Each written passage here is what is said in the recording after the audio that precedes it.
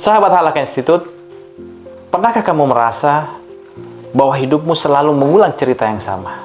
Kegagalan yang sama, masalah yang sama, ketakutan yang sama, ketidakpercayaan diri yang sama, bahkan pola hidup yang terus berulang. Seolah-olah tidak ada yang berubah dalam hidupmu. Apakah Anda pernah merasa seperti itu? Ternyata Anda tidak sendiri. Banyak di antara kita yang mengalami hal yang sama.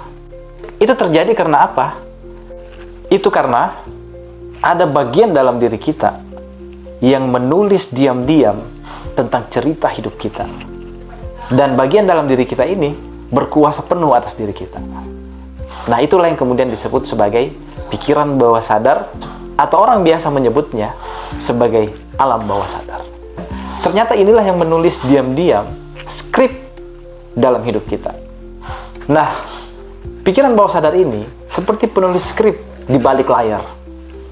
Kalau skripnya berisi ketakutan, keraguan, ketidakpercayaan diri, penuh dengan masalah, atau kebiasaan lama, atau hal-hal negatif lain, maka adegan hidupmu, cerita hidupmu pun juga akan sama.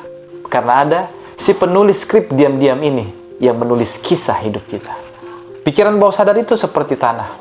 Apapun benih yang kamu tanam di dalamnya, maka itu pula yang akan bertumbuh dan menjadi kenyataan dalam hidupmu. Kalau kamu tanam tidak bisa, maka hidupmu penuh dengan alasan. Serba tidak bisa.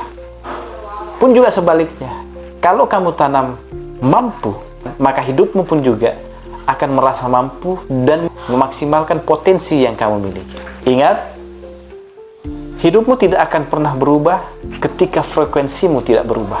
Dan frekuensi itu ditentukan oleh apa yang kamu izinkan masuk di pikiran bawah sadarmu.